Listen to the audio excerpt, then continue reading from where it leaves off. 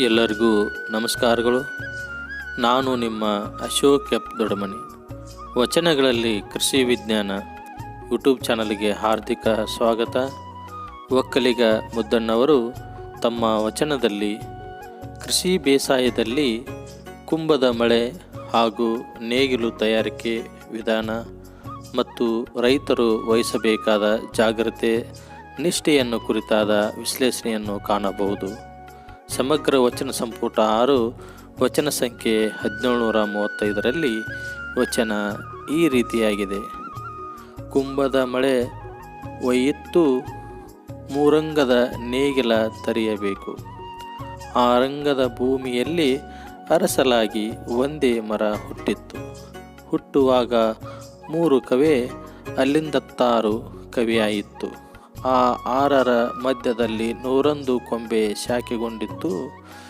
ಆ ಮರನೇರಿ ಹಿಂದು ಮುಂದನ ಕೊಂಬೆ ಕಡಿದು ಕೊಡಲಿಯಾಡೋದಕ್ಕೆ ತೆರಪ ಮಾಡಿ ನಡುವನ ಕೊಂಬೆ ಕಡಿಯುತ್ತಿರಲಾಗಿ ಒಂದು ಹೋಯಿಲಿಗೆ ಇದರಂಗದ ತೆಪ್ಪೆ ಹರಿದು ಉಭಯಕ್ಕೆ ದಿಂಡು ಹರಿದು ತ್ರಿವಿಧಕ್ಕೆ ಗರ್ಭ ಕೆಚ್ಚು ಖಂಡಿತವಾಯಿತು.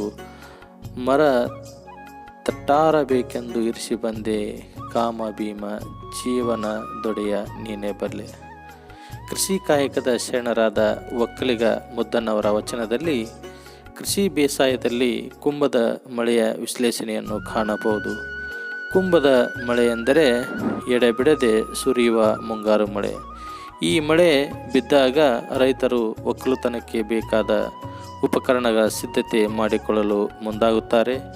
ರೈತರ ಮುಖದಲ್ಲಿ ಹರ್ಷವನ್ನುಂಟು ಮಾಡುವಂಥ ಮಳೆ ಇದಾಗಿದೆ. ಕುಂಭ ಮಳೆಯಾಗಿ ಕೆರೆ ಬಾವಿಗಳು ತುಂಬುತ್ತವೆ ಹಾಗೂ ನಿರೀಕ್ಷೆ ಮೀರಿ ಬೆಳೆಗಳು ಫಲಿಸಿ ಎಲ್ಲರಲ್ಲೂ ಆನಂದ ಎದ್ದು ಕಾಣುತ್ತದೆ. ಒಕ್ಕಲಿಗ ಮುದ್ದಣ್ಣವರ ವಚನದಲ್ಲಿ ನೇಗಿಲು ತಯಾರಿಕೆ ವಿಧಾನ ಮತ್ತು ರೈತರು ವಹಿಸಬೇಕಾದ ಜಾಗ್ರತೆ ನಿಷ್ಠೆಯನ್ನು ಕುರಿತು ಸಹ ಈ ಒಂದು ವಚನದಲ್ಲಿ ಹೇಳುತ್ತಾರೆ. ಮುಂಗಾರು ಹಂಗಾಮಿನಲ್ಲಿ ಕುಂಭ ಮಳೆ ಎಡೆಬಿಡದೆ ಸುರಿದು ರೈತರ ಮುಖದಲ್ಲಿ ಉಲ್ಲಾಸ ಮೂಡಿ ಭೂಮಿಯ ಉಳುಮೆ ಮಾಡಲು ಬಿತ್ತನೆ ಕಾರ್ಯ ಕೈಗೊಳ್ಳಲು ನೇಗಿಲು ತಯಾರಿಕೆಗೆ ಮುಂದಾಗುತ್ತಾರೆ. ನೇಗಿಲು ತಯಾರಿಸಲು ಬೇಕಾದ ಮರವನ್ನು ಹುಡುಕಿ ಅಂಥ ಮರ ಹುಟ್ಟುವಾಗ 3 ಕವಿಯಾಗಿ ಹುಟ್ಟಿ ನಂತರ ಅನೇಕ ಕವಿಯಾಗಿ ಬೆಳೆದ ರೆಂಬೆ ಕೊಂಬುಗಳನ್ನು ಕೊಡಲಿಯಿಂದ ಕತ್ತರಿಸಿ ಹೊರತೆಗೆದು ಹಸಿಯಾಗಿರುವ ಆ ಮರವನ್ನು ಅಲ್ಲಿಯೇ ಬಿಟ್ಟು ಒಣಗಿಸಿ ನಂತರ ತಂದು ಕಸುಬುದಾರನಾದ ಬಡಗಿಯ ಕೈಯಲ್ಲಿ ಶುದ್ಧ ದಿನ ಮುಹೂರ್ತಗಳಂದು ನೇಗಿಲು ತಯಾರಿಸಬೇಕು.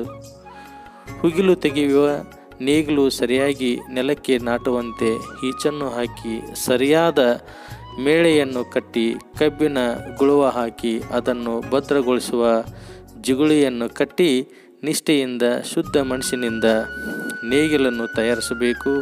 ಹಾಗೂ ರೈತರು ವ್ಯವಸಾಯದ ಉಪಕರಣಗಳ ತಯಾರಿಕೆಯಲ್ಲಿ ವಹಿಸುವ ಮುಂಜಾಗ್ರತೆಯನ್ನು ಸಂರಕ್ಷಣೆಯ ರೀತಿಯಲ್ಲಿ ಕಾಣಬಹುದಾಗಿದೆ ಎಂದು ವಿವರವಾಗಿ ಈ ಒಂದು ವಚನದಲ್ಲಿ ಹೇಳಲಾಗಿದೆ.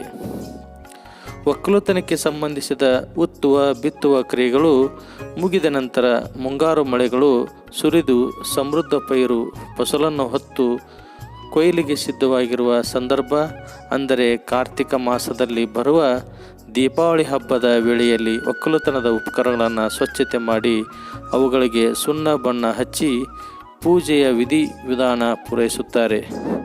ಇಲ್ಲಿಯೂ ಅವರ ಉಪಕರಣದ ಕುರಿತಾದ ಕಾಳಜಿಯನ್ನು ಧಾರ್ಮಿಕ ವಿಧಿಯ ನೆಪದಲ್ಲಿ ಕಾಣಬಹುದಾಗಿದೆ. ನಂತರ ಮುಟ್ಟುಗಳನ್ನು ನೆರಳಿನಲ್ಲಿ ಕೊಟ್ಟಿಗೆಯ ಅಟ್ಟಣಿಗೆ ಮೇಲೆ ಇಟ್ಟು ಮಳೆ, ಬಿಸಿಲು, ಗಾಳಿ, ಬೆಂಕಿಗಳಿಂದ ಅವುಗಳನ್ನು ರಕ್ಷಿಸುತ್ತಾರೆ. ಭೂಮಿಯನ್ನು ಉಳುಮೆ ಮಾಡುವಾಗ ನೇಗಿಲು, ಕುಂಟೆ, ನೊಗಗಳನ್ನು ಹೊಲಗದ್ದೆಗಳಲ್ಲಿ ಬಿಟ್ಟು ಬರುತ್ತಾರೆ.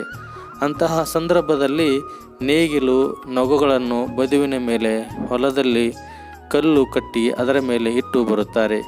ಈ ರೀತಿ ಮಾಡುವುದರಿಂದ ಗೆದ್ದಲು ಹುಳು ತಿನ್ನಲು ಸಾಧ್ಯವಿಲ್ಲ ಎಂಬ ನಂಬಿಕೆ. ಈ ರೀತಿ ಅನೇಕ ಸಂರಕ್ಷಣೆಯನ್ನು ರೈತರು ಮಾಡಿಕೊಳ್ಳುತ್ತಿರುವುದನ್ನು ಕಾಣುತ್ತದೆ. ಆದರೆ ಇಂದಿನ ಆಧುನಿಕ ದಿನಮಾನಗಳಲ್ಲಿ ಉಪಕರಣಗಳನ್ನು ಕುರಿತಾದ ಪವಿತ್ರ ಭಾವನೆ ಮರೆಯಾಗಿರುವುದನ್ನು ಕಾಣಬಹುದು.